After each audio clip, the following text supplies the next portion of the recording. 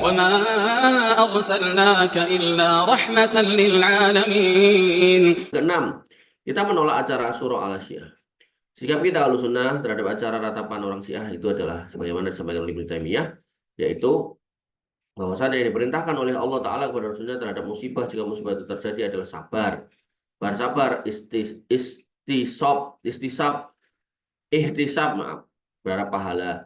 Kemudian istirja, mengucapkan innalillahi wa inna ilaihi raji'un. Nanti kalau dalam bab meninggalnya anak yang kecil, anak-anak itu orang tuanya ditinggal mati anaknya, maka termasuk sebelum istirja ini adalah memuji Allah.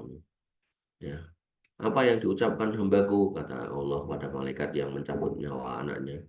Kemudian malaikat mengatakan hamidaka wastirjaka, yaitu di mereka itu memujimu dan beristirja kepada wastarja'a, maaf.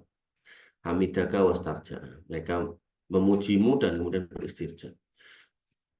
Maka jika Allah Ta'ala telah memerintahkan untuk bersabar dan ihtisab pada saat musibah baru terjadi, maka bagaimana pula musibah itu telah lalu sekian lama, maka mungkin menjadikan hari Asyura sebagai hari kesedihan termasuk perkara yang baik. Itu adalah perkara yang dihiasi oleh setan untuk orang-orang sesat lagi membangkang. Demikian pula ya manakiban gitu kan itu juga perkara yang tidak ada dasarnya. Dan pelantunan syair-syair sedih juga tidak ada dasarnya. Kedua kelompok tersebut telah melakukan kesalahan, keluar dari sunnah. Keluar dari sunnah ini bukan berarti kafir ya. Maksudnya tidak sesuai dengan sunnah. Kan pernah datang orang ngomong kepada Nabi SAW, saya akan terus beribadah dengan cara tidak menikah. Karena nikah nanti nyusahkan saya untuk ibadah. Kata Nabi SAW, "Man raghiba an sunnati falaysa minni." Siapa yang enggak suka sunnahku, ya maka itu bukan golonganku. Tapi bukan dikafirkan, bukan. Maksudnya, kowe iki nek seneng karo aku ya melu sunnahku gitu. Rasulullah SAW dan ulama Rasulullah tidak pernah menyunahkan suatu perbuatan dari perbuatan tersebut pada hari Asyura dan tidak siar-siar kesedihan, tidak juga siar-siar kegembiraan. Majmu' fatawa. Majmu'ul fatawa. Setelah ini kita katakan telah banyak para nabi yang terbunuh, tapi Rasulullah SAW tidak pernah melakukan seperti itu sama sekali. Demikian pula terbunuh sejumlah keluarga nabi seperti Hamzah dan Ja'far di zaman Nabi SAW. Ini Ja'far tadi saya singgung tadi. Dan beliau tidak pernah melakukan satupun dari keduanya. Jadi kalau ngomongkan keluarga yang mati, keluarga Nabi juga banyak yang mati, tapi Nabi nggak pernah kayak gitu. Beliau nggak pernah bangun kuburannya. Untuk keduanya tidak juga membuat musim-musim untuk menziarahinya pada tahun-tahun tertentu, tahun tertentu, tidak juga yang lainnya. Padahal keduanya adalah orang yang sangat utama dan beliau Al-Mustafa Sallallahu Alaihi Wasallam sangat mencintai keduanya. Demikian pula keadaan terhadap Khadijah radhiyallahu anha. Nabi nggak pernah gawe maulid Khadijah, gawe apa kayak jenenge haule Khadijah, nggak pernah. Makanya saya katakan mereka yang kemudian bikin haul-haul itu nggak punya dasar sama sekali. Bahkan Nabi ya di antara istri-istri yang paling dicintai adalah Khadijah radhiyallahu anha, sampai istri-istri yang hidup itu sampai cemburu pada orang yang sudah meninggal, yaitu istri Nabi SAW, yaitu Khadijah ibunda Hajar radhiyallahu anha. Tapi Nabi sekalipun nggak pernah bikin haul-haulan gitu loh.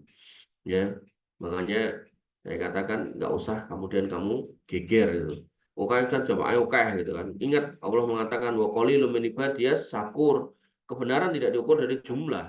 Nabi Allah mengatakan hamba yang bersyukur itu sedikit. Ya, faktanya emang ada bungkus-bungkus motif ekonomi kok dalam acara-acara itu kok. Ya.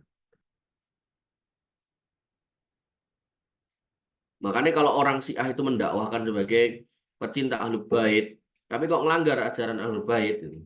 Ya orang-orang yang mengatakan dia dirinya adalah di Indonesia nih, mengatakan sebagai Habib Ahlul Bait, ya, tapi kemudian melanggar ya, yang dicontohkan oleh datuknya itu ya juga sebuah musibah gitu loh. Artinya kalau kemudian kalian mereka mengatakan saya Habib, anak cucu Nabi, ya ikuti dong sunnah Nabi. Nabimu nggak pernah itu merayakan haulnya dari nenek moyangmu, yaitu apa namanya Khadijah radhiyallahu anha. Kan dari pernikahan Nabi dan Khadijah kemudian lahirlah Fatimah. Dari pernikahan Fatimah dan Ali bin Abi Thalib lahirlah Hasan dan Husain. Nah, dari Al Hasan dan Husain inilah kemudian lahirlah anak-anak daripada cucu-cucu Nabi yang sebagiannya mengaku di Indonesia ini. Artinya kita Ketika orang mengaku sebagai Habib, kita nggak usah membantah, ya sudah. Biarkan dia nanti yang tanggung jawab tentang pengakuannya. Cuman yang harus kita cek, nasab nggak ada gunanya kalau kemudian tidak sesuai ajarannya dengan ajaran datuknya. Itu loh penting. Jadi jangan kamu lihat orang yang ngurus jenggotan, terus disebut kiai, ustadz, gus, nah, terus mesti bener, orang mesti gitu. Kalau emang kamu menemukan kesalahan, ya katakan salah. Gitu.